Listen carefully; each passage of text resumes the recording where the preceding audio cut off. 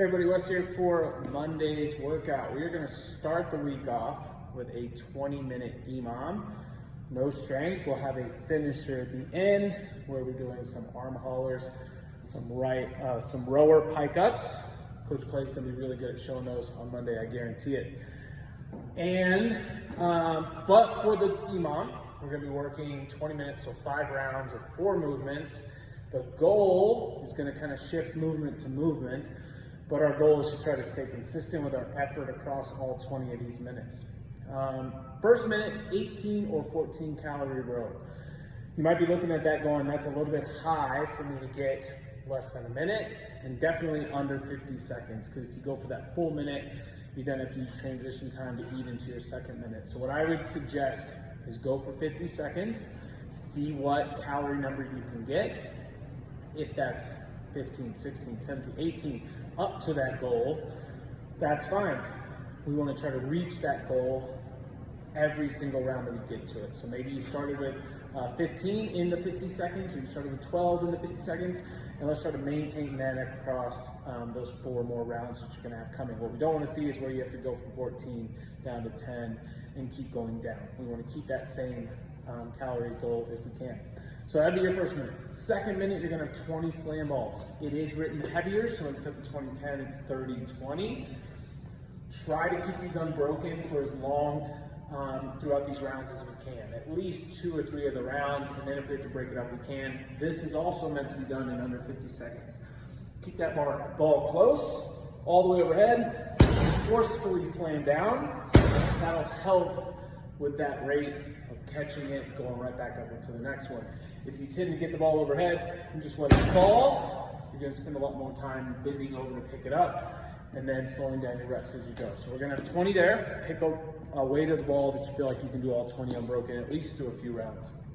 Minute 3, 10 to 15 supinated barbell bent over rows. So supinated, we're going to have the palms up. You have a couple options. You can deadlift it that way, or you could deadlift it here and then switch your hands over at the hips. I'm going to start with my palms up as I deadlift, but get up to the hips first. That way you can go down into a good hinge position and then row. So we're here. Keep that bar pretty low, mid-stomach, so that way you're pulling those elbows back. What we don't want to do is be rounded over as we're here. We're also not trying to just rock this up and down. So try to stay strict in a good bent over position. If you get tired on that, you can stand up all the way, get back into a good hinge, and then row. Then minute 4, 50 seconds of a static hold, and you have some options, and you can switch this up each round if you want. You could hold any type of plank, high plank, low plank, side plank, mix it up with plank taps, leg raises, any of those that you want to work on. You could also hold a hollow hold, or maybe we could do some hollow rocks. We could do a handstand hold against the wall. We haven't done those in a while, but we could work on flipping up into that overhead position, locking those arms out and staying on the wall. And then last one that I'm going to show is that active hang.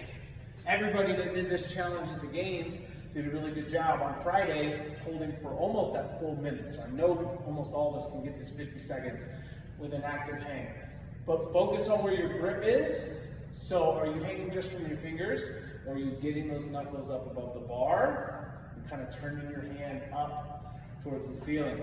From here, getting into that active. So if I'm dead, shoulders are covering my ears, I pull into that active, point those toes, I'm in that hollow position on the bar, trying to hold active for 50.